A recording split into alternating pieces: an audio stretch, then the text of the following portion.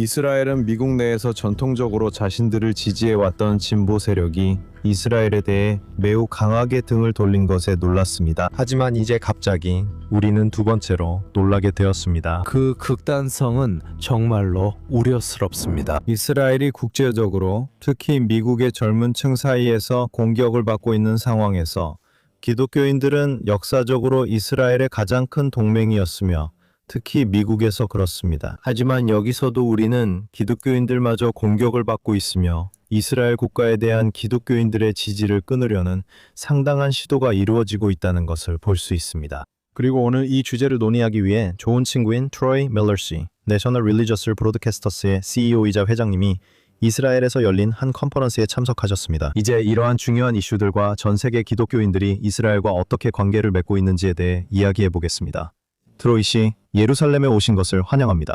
안녕하세요, 알렉스. 다시 돌아와 기쁘고 이 시기에 이곳에 있어 좋습니다. 트로이 씨는 미국에서 수년간 기독교 방송인들을 모아온 주요 연합단체인 National Religious Broadcasters 운영하고 계시죠. 그리고 제 생각에는 아마 미국을 넘어서도 영향력이 있다고 할 수 있겠죠. 그리고 그들이 함께하고자 하는 이슈들에 대해 의견을 모으려고 노력해 오셨죠. 그리고 수년 동안 이스라엘이 그런 핵심 이슈 중 하나였다는 것도 잘 알고 있습니다. NRB에 대해 조금만 말씀해 주시고 그 조직의 구조가 어떻게 되어 있는지 설명해 주세요. 네, NRB는 실제로 82년 동안 존재해 왔습니다. 저희는 기독교 커뮤니케이터들을 대표하는 사실상 유일한 단체 중 하나입니다. 그리고 저희는 주로 미국에서 활동하지만 전 세계적으로도 활동하고 있습니다.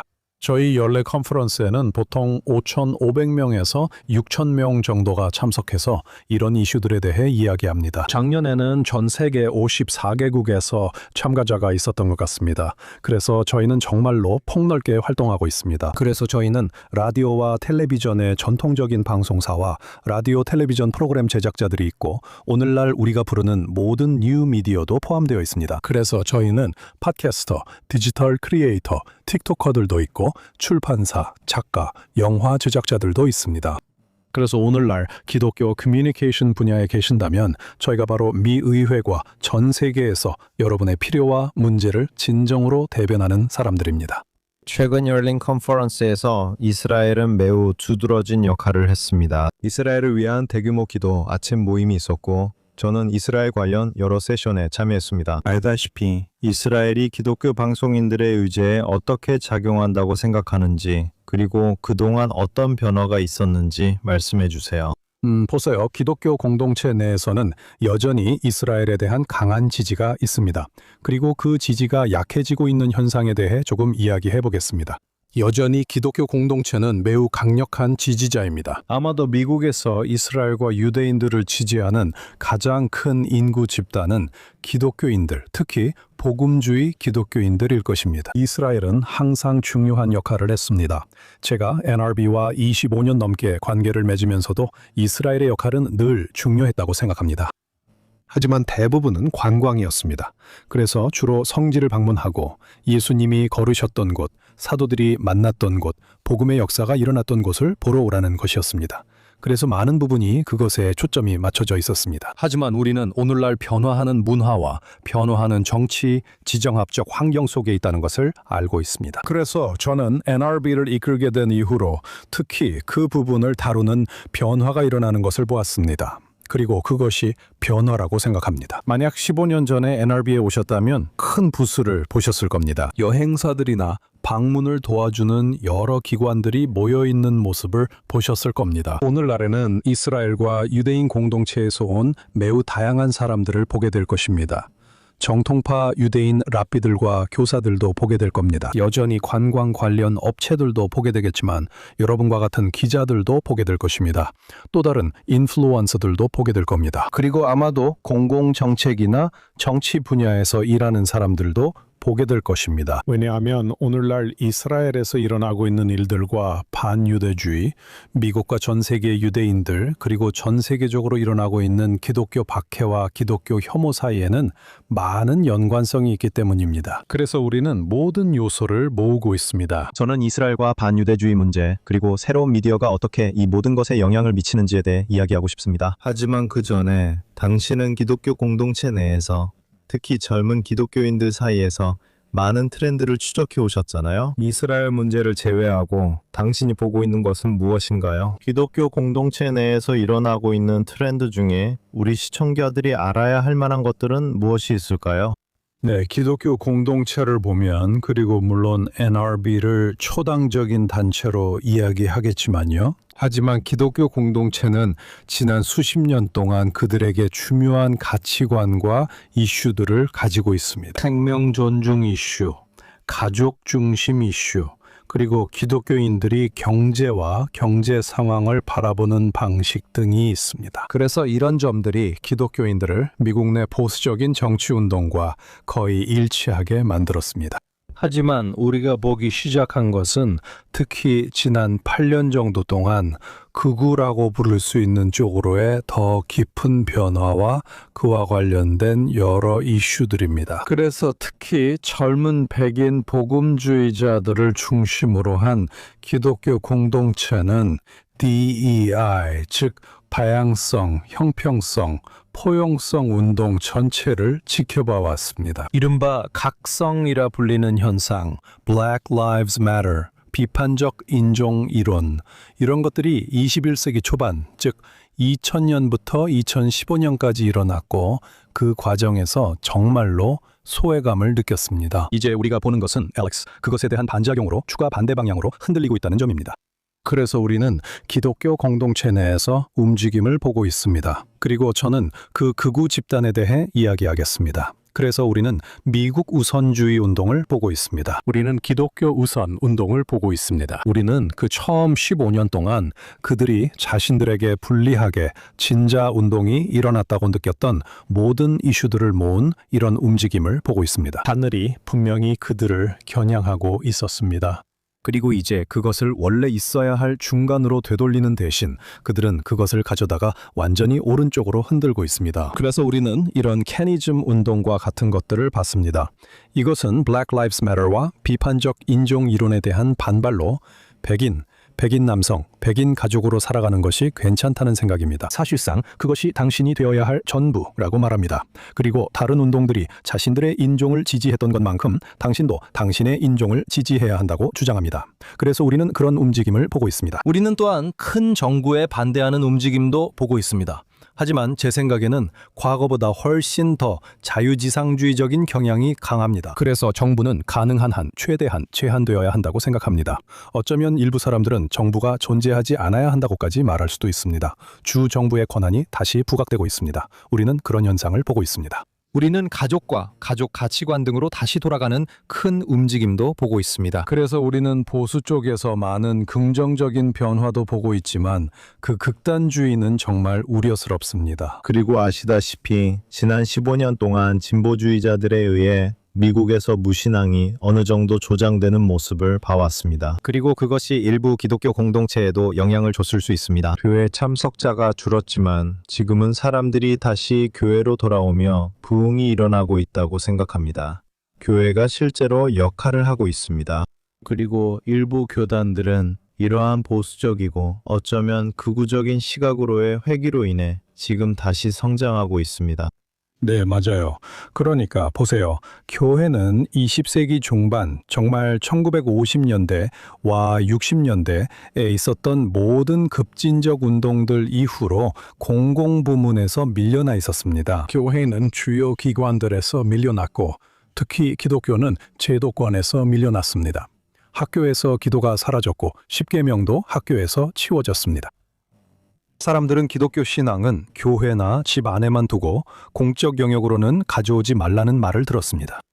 그리고 제 생각에 특히 찰리 커크가 작년에 암살당한 이후로 그것은 마치 경종을 울리는 사건이었고 좌파가 너무 지나치게 나갔다는 것을 보여주는 일이었습니다. 게다가 그 위에 또 하나가 있습니다. 바로 이 전체 긱 세대, 디지털 세대가 있다는 점입니다. 통계에 따르면 이들은 가장 외로운 세대입니다. 이들은 절망과 우울증의 비율이 높습니다. 이들은 자신이 누구인지 모릅니다. 어디에 속하는지도 모릅니다. 그래서 많은 답을 찾고 있습니다. 그리고 저는 그들이 교회에서 다시 그 답을 찾기 시작했다고 생각합니다.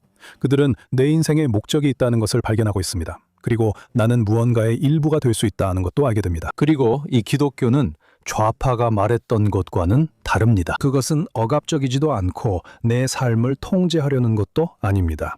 오히려 내 삶을 올바른 방향으로 이끌어주려고 하는 것입니다. 그래서 우리는 정말 지난 1년 동안 엄청난 변화를 목격했습니다. 그 변화는 2025년 초에 시작됐습니다. 그리고 찰리 커크의 죽음 이후에 변화가 정말 가속화됐다고 생각합니다. 왜냐하면 찰리는 많은 젊은이들에게 영향을 주고 있었기 때문입니다. 이 메시지와 함께 그리고 정말 한 발 물러서서 기독교에 대한 관점을 제시했는데 그것은 그들이 좌파로부터 듣던 관점과는 달랐습니다. 그래서 이것은 좋은 움직임이었습니다. 찰리 커크는 오랫동안 이스라엘을 지지하며 여러 번 방문했습니다. 저도 여러 친이스라엘 행사에서 그를 본 적이 있습니다. 그리고 그가 살해되기 직전에도 그는 안식일을 지키는 것에 관한 책을 완성했습니다. 유대인의 안식일을 기독교인들이 따라야 할 본보기로 삼아야 한다고 진지하게 바라본 것이죠. 그리고 제가 말씀드리고 싶은 것은 지난 세기 전환 이후로 말씀하신 대로 정말로 그때부터라는 겁니다. 이스라엘은 미국에서 자신들의 전통적인 지지 기반이었던 진보 세력이 이스라엘에 대해 매우 강하게 등을 돌린 것에 놀랐습니다. 특히 미국에서 이런 진보 운동이 발전하면서 그랬죠. 그리고 아시다시피 이스라엘 사람들은 적응해야 했습니다. 우리는 정치 스펙트럼의 보수 쪽에서 이런 현상을 봤습니다. 기독교인들, 특히 복음주의자들이 그곳에 있었습니다. 그리고 제 생각에 이스라엘은 복음주의자들을 두 팔 벌려 환영했습니다. 우리는 적어도 정치 스펙트럼의 오른쪽에서 확고한 지지 기반을 갖게 되어 매우 기뻤습니다. 하지만 이제 갑자기 두 번째로 놀라운 일을 겪게 되었습니다. 그리고 우리는 이스라엘로부터 정말 갑작스러운 이탈이 일어나고 있다는 것을 보고 있습니다. 그리고 우파 진영에서 무슨 일이 벌어지고 있는지 조금 설명해 주시겠어요?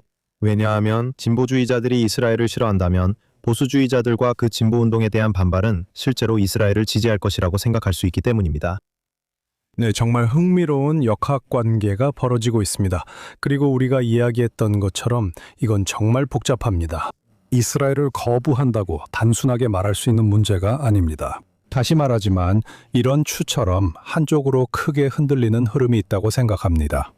이스라엘은 젊고 매우 초보수적인 극우 보수 운동으로 분류된 집단에 어느 정도 휘말린 것 같습니다. 하지만 실제로는 제 생각에는 그보다 더 미묘한 부분이 있습니다.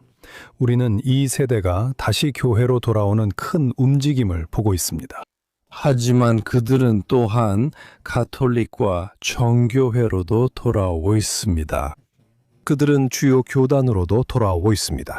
우리는 독립교회와 침례교, 그리고 일부 카리스마적 교파에서도 이러한 움직임을 보고 있습니다. 하지만 사실 훨씬 더 큰 집단은 우리가 원래 조직, 종교라고 불렀던 그런 쪽으로 다시 돌아오고 있는 이 집단입니다. 하지만 그것은 실제로 문화와는 다르게 보이는 종교입니다.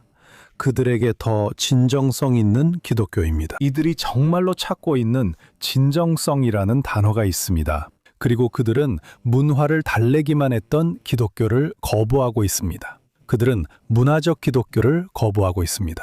이들은 밴드와 조명, 스트로브 라이트, 안개, 커피숍 같은 것들이 있는 교회에는 가지 않습니다. 이들은 자신들이 보지 못했던 진정한 경외심이 담긴 기독교를 원합니다. 그리고 우리가 그것에서 보고 있는 것은 이런 극단적인 움직임들이 나타나고 있다는 것이고 또 기독교 공동체, 특히 카리스마틱 공동체에서 큰 지지가 있었기 때문이기도 합니다. 저는 지금 그에 대한 반발이 일어나고 있다고 생각합니다. 이스라엘도 어느 정도 영향을 받고 있습니다. 여기서 라츠백은 어디에 속하나요? 네. 그런 역학관계에서요? 그래서 그게 맞는 거예요. 왜냐하면 그들은 이렇게 말하거든요. 이 그룹은 거의 아무 이유도 없이 이스라엘을 지지했다고요. 그냥 우리는 이스라엘을 지지한다고만 했어요. 그래요. 그건 맹목적인 지지였어요. 하지만 그들이 했던 건 신학적이고 종말론적인 지지가 많았죠. 그리고 이 새로운 그룹은 그런 신학적 관점을 거부하고 있어요. 그러면서 그들은 이렇게 말하죠. 그건 옛날 기독교야. 그들이 그렇게 했던 거야. 우리는 미국 우선주의 그리고 기독교 우선주의 운동이에요. 그래서 지금 우리가 목격하는 변화가 바로 그런 겁니다. 또한 지난 1년 반 사이 이스라엘을 강하게 반대한 주요 인플루언서들도 봤습니다. 특히 캔디스 온스와 터커 칼슨 같은 인물들이죠. 이들은 기본적으로 이 새로운 그러나 오래된 형태의 가톨릭 신앙을 받아들이고 있습니다. 저는 그들이 그것을 이용하고 있다고 말하고 싶습니다. 우리가 이미 본 몇몇 인플루언서들이 있다고 생각합니다. 말씀하신 대로 터커 콜슨, 닉 푸엔테스, 캔디스 온스, 그리고 다른 사람들이 이 현상을 남들보다 일찍 포착하고 이를 이용하기 시작했죠. 그리고 그들은 정말로 이걸 이용하고 있습니다. 그들은 이 집단을 자신들의 개인적인 의견이나 이스라엘에 대한 적대감, 심지어 유대인에 대한 증오를 위해 이용하고 있습니다. 그래서 저는 그러니까 우리가 지금 이 이야기를 하고 있지만 겉보기만큼 큰 문제는 아니라고 생각합니다. 왜냐하면 이 문제는 인플루언서들 사이에서 나타나는 문제이기 때문입니다. 이건 저 밖의 방송이나 디지털 상에서 나타나는 문제입니다. 하지만 좀 더 깊이 들어가 보면 일반적인 기독교인들은 그냥 내 삶을 어떻게 살아야 하지라고 생각할 뿐입니다. 미국 우선주의와 기독교 신앙을 어떻게 함께 지킬 수 있을까요? 그들에게는 이스라엘 문제가 일종의 부차적인 문제처럼 느껴집니다. 그래서 그냥 그 부분은 제쳐두려고 하죠. 그래서 종교적, 신화적인 요소가 있고 또 정치적인 요소도 있습니다. 그리고 특히 터커와 캔디스 같은 사람들, 그리고 다른 이들도 지금 중동에서 벌어지고 있는 일들을 바라보고 있습니다. 분명히 이스라엘은 가자와 레바논에서 하마스와 헤즈볼라에 맞서 자국을 방어한 일로 인해 국제적으로 나쁜 평판을 받고 있습니다. 하지만 이제 미국이 이란에서 이스라엘과 나란히 비행하고 있고 미국이 이스라엘의 전쟁을 대신 싸우고 있다는 이야기가 퍼지고 있습니다. 그리고 말씀하신 것처럼 이런 부흥하는 기독교는 정치적인 측면에서 약간 자유지상주의 쪽으로 밀어붙이고 있습니다. 그래서 그들은 중동의 다른 나라와 전쟁을 하는 것을 좋아하지 않습니다. 특히 부시 대통령 시절 이라크에서의 역사를 생각하면 더 그렇죠. 네, 맞아요. 이 세대는 소위 끝없는 전쟁에서 나온 세대라는 점을 감안해야 합니다.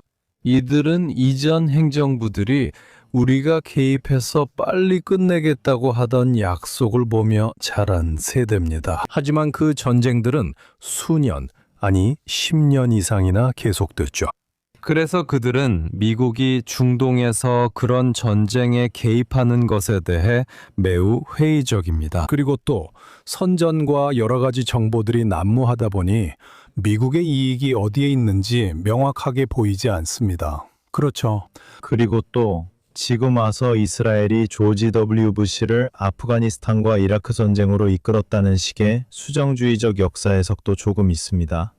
하지만 제가 알기로는 이스라엘 지도자들은 이라크 전쟁이 가져올 위험 때문에 매우 위협을 느꼈었습니다. 그리고 아시다시피 걸프 전쟁 때 이곳으로 날아왔던 스커드 미사일들, 그리고 중동 질서 전체가 바뀌었던 것도 있었죠. 하지만 아시다시피 그런 이야기가 널리 퍼져 자리 잡았습니다. 네, 그리고 항상 그런 음모론이 따라붙죠. 이 모든 것 뒤에는 유대인들의 의도가 있다는 식으로요. 아시다시피 그 음모론 이야기는 계속해서 반복되고 또 반복되어 왔습니다. 그리고 우리는 행정부 차원에서 미국의 이익이 무엇인지 제대로 설명하지 못했습니다. 왜 미국이 관여하나요? 저는 미국 해군으로서 정말 흥미롭다고 생각합니다. 저는 1987년에 페르시아만에 있었는데 그때가 이란이 처음으로 페르시아만을 봉쇄하겠다고 위협했던 때였습니다. 그리고 우리는 그것이 미국 경제에 미칠 영향에 대해 걱정했습니다. 그리고 오늘날 행정부가 그 문제에 개입하면서 발생하고 있는 경제적 영향을 보십시오. 더 강해진 이란과 그로 인한 경제적 영향을 상상해 보실 수 있습니까? 하지만 이런 문제들이 바로 이 세대가 그 사안을 볼 때 고려하는 요소들입니다. 게다가 이 세대는 감성적인 세대이기도 합니다. 이 세대는 감정, 공감, 동정심에 따라 많은 결정을 내리는 세대입니다. 그리고 솔직히 말해서 반대편에서 나오는 선전 메시지들이 있다는 것도 인정해야 합니다. 이스라엘의 적들과 미국의 적들은 이 세대의 공감대를 자극하는데 정말 놀라울 정도로 성공적이었습니다. 언론과 소셜미디어가 이스라엘에 대한 선전뿐만 아니라 당신이 언급한 것처럼 우파를 다시 교회로 이끄는 운동에도 큰 역할을 하고 있습니다. 그리고 당신은 가장 큰 우산 조직의 대표입니다. 즉, 모든 종류의 종교 방송인들을 한데 모으는 역할을 하고 있죠. 전통적인 미디어인 텔레비전 방송국뿐만 아니라 이제는 새로운 미디어로의 변화에도 대응하고 있습니다. 당신은 이 일에서 주도적 역할을 원했고 실제로 리더십을 발휘해왔습니다. 이런 부흥을 어떻게 균형 있게 이끌어가고 계신가요? 한편으로는 이것이 기독교에 매우 좋은 일입니다. 다시 한번 하나님과 교회에 초점을 맞추는 것, 다시 집중하는 것이 종교의 매우 건강한 일이라고 할 수 있습니다. 하지만 다른 한편으로는 이스라엘에 대한 지지와의 결별을 촉구하는 이런 움직임이 있습니다. 이스라엘에 대한 지지는 지난 몇 년간 기독교 미디어의 한 축이 되어왔죠. 네, 그리고 제 생각에 과거 이런 운동들에서 저질러진 몇몇 실수 중 하나는 우선 그들을 완전히 악마화했다는 점입니다. 그렇게 하면 그들을 멀어지게 할 뿐입니다. 우리가 기독교 커뮤니케이터들과 목회자들과 많이 이야기하는 것 중 하나는 바로 이 세대와 어떻게 소통할 것인가입니다. 우리가 그들과 어떻게 대화를 나눌 수 있을까요? 그리고 어떻게 하면 합리적인 토론을 시작할 수 있을까요? 이 세대가 진정 듣고 싶어 하는 것이며 우리가 꼭 해야 할 일이라고 생각합니다. 하지만 알렉스, 핵심은 교회 자체에 있습니다. 오늘날 교회에서 벌어지는 일도 교회 자체와 연관되어 있습니다. 전체적으로 보면 교회는 자기중심적으로 변했고 스스로를 검열하며 이런 여러 문제들과 문화적 이슈들에서 한 발 물러나 정치로부터 멀어지려고 했습니다. 그리고 이스라엘은 일종의 정치적인 문제, 정치 이슈로만 여겨지고 종교적인 문제나 사회적인 문제로는 보지 않는 경향이 있습니다. 그래서 저희는 현재 기독교 커뮤니케이터 교육에 많은 노력을 하고 있습니다. 우선 교회가 국가의 통치와 감독에 참여해야 하며 기독교 세계관과 유대 기독교 세계관이 공공부문에서 자리와 목적을 가져야 한다는 점입니다. 그 부분에 들어가게 되면 이제 이 그룹과 어떻게 대화할 것인지에 대해 논의를 시작하게 됩니다. 사실 우리는 서로 반대되는 점보다 훨씬 더 많은 공통점을 가지고 있습니다. 그리고 그 공통점을 바탕으로 어떻게 발전시킬 수 있을까요? 이스라엘이 중요한 역할을 하는 서구 문화를 어떻게 지켜낼 수 있을까요? 그 문화를 어떻게 지켜낼 수 있을까요? 서구의 모든 문화가 유대 기독교적 가치관, 유대 기독교적 세계관 위에 세워졌다면 우리는 적들이 그것에 맞서 싸우고 있다는 것을 깨달아야 하며 이것이 땅이나 심지어 권력의 문제라는 식의 서사에서 벗어나야 합니다. 권력 구조의 문제가 아닙니다. 사실 이것은 어떤 세계관이 우세할 것인가에 관한 문제입니다. 서구의 유대 기독교적 세계관이 우세할 것인가요? 아니면 이 새로운 동방의 극단적 자유주의 사회주의와 솔직히 말해서 이슬람적 관점이 우세할 것인가요? 그것들이 우세하게 될까요? 정확히 그렇습니다. 미국에서 이런 전체적인 진보적 변화에 대해 이야기할 때 이슬람주의자들이 연합했다는 걸 볼 수 있습니다. 사실 이게 별로 말이 안 되는 것처럼 보일 수도 있죠. 하지만 보수주의자들이 이런 진보적 변화에 반발하고 있고 이슬람주의자들이 진보주의자들의 자연스러운 동맹이라면요?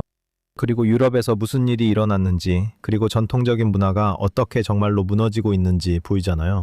이스라엘은 그런 현상에 맞서기 위해 온 힘을 다해 싸우고 있습니다. 그리고 한편으로는 공유하는 가치관도 있죠. 미국의 젊은이들이 좋은 일자리와 경제적 발전의 기회를 원한다고 이야기할 때도 마찬가지입니다. 여기에는 스타트업 국가가 있습니다. 이곳에서는 어느 날 적과 싸우던 사람들이 군에서 나와서, 그리고 그들은 이스라엘 스타트업에 들어가서 아시다시피 대기업에 매각되거나 엑시트를 하게 됩니다. 그리고 여기에는 계층 상승의 기회가 많습니다. 그래서 이스라엘은 그 모든 것의 모델입니다. 그러면 언젠가 이 전쟁이 끝나고 나면, 그렇죠? 언젠가는 전쟁이 끝날 거라고 생각하시나요? 트럼프 대통령은 전쟁이 빨리 끝나길 원하지만 얼마나 걸릴지 몰라 6개월, 1년, 2년이 걸릴 수도 있습니다. 결국 전쟁은 끝날 것입니다. 정치가 변하면 언젠가 이스라엘에 대한 시각도 달라질 수 있다고 생각하시나요? 기독교인들이 이제 다시 한번 자신들이 세계 어느 나라보다도 이스라엘과 더 밀접하게 연관되어 있다는 것을 인식하기 시작할 수도 있다는 말씀이신가요? 네, 저는 그런 전환점이 찾아오는 순간이 분명히 있을 거라고 생각합니다. 지금은 전쟁이 그런 인식의 전환을 방해하는 요소라고 생각합니다. 그리고 전쟁은 일종의 쉬운 표적이기도 하죠. 이건 좌파가 이용하기 쉬운 선전 도구입니다. 그리고 이런 일이 반복되는 끝없는 전쟁의 연장선상에 있기 때문에 그렇죠. 하지만 말씀하신 대로요. 이 전쟁도 결국 끝날 겁니다. 그리고 전쟁이 끝나면 우리는 이제 세상이 어떻게 변했는지, 중동은 어떤 모습이 되었는지 평가해야 할 겁니다. 그리고 만약 그가 전쟁에서 성공할 뿐만 아니라 아브라함 협정에서도 성공한다면 그 이야기는 어떻게 달라질까요? 만약 이스라엘이 미국의 원조에서 벗어나려고 결심하고 실제로 그렇게 된다면 그때 이야기는 어떻게 달라질까요? 그래서 저는 여기서 우파 쪽에서 아하 하는 순간이 올 거라고 생각합니다. 네. 이스라엘은 정말로 세계에서 중요한 동맹국이고 이 싸움에서도 핵심적인 동맹입니다. 단순히 이스라엘의 시오니스트 존재에 관한 싸움만이 아닙니다. 이것은 서구 유대 기독교 세계관이 동구의 사회주의, 공산주의, 이슬람적 관점을 이겨내는 중요한 싸움입니다. 그리고 저는 바로 그때 사람들이 아하 하고 깨닫는 순간이 올 거라고 생각합니다. 지금 당신은 올해 말 예루살렘에서 열릴 기독교 미디어 정상회의를 위한 기초 작업을 하고 있습니다. 어떤 사람들이 이곳에 올 것으로 예상하는지, 그리고 왜 그 정상회의가 그렇게 중요하다고 생각하는지 말씀해 주세요. 네, 보세요. 예루살렘은 세계의 중심이죠. 모두가 예루살렘에 주목하고 있습니다. 모두가 예루살렘에서 무슨 일이 일어나는지 알고 싶어 하죠. 그게 전 세계의 지정학적 정세를 좌우하니까요. 그래서 우리는 미디어 서밋을 여는데 집중할 예정입니다. 그리고 우리는 여기에 영향을 미치는 언론인, 인플루언서, 정보 미디어에 집중하고 있습니다. 그리고 우리는 어떻게 이 서구 유대 기독교 세계관 전체에 대한 정열과 파트너십을 만들 수 있을까요? 우리가 서로 싸우는 것이 아니라 함께 적과 싸울 수 있도록 그런 파트너십과 정열을 어떻게 만들 수 있을까요? 이 컨퍼런스는 그런 초점에 맞춰져 있습니다. 그리고 우리는 이것을 정보 전쟁이라는 더 넓은 관점에서도 보고 있습니다. 그리고 지난 11월에 제가 여기 있었을 때 전 세계적으로 기독교 박해 문제에 대한 훌륭한 의견들도 있었습니다. 바로 기독교 자체에 대한 문제입니다. 세상에서 기독교인으로 사는 것이 다른 어떤 종교를 믿는 것보다 더 위험합니다.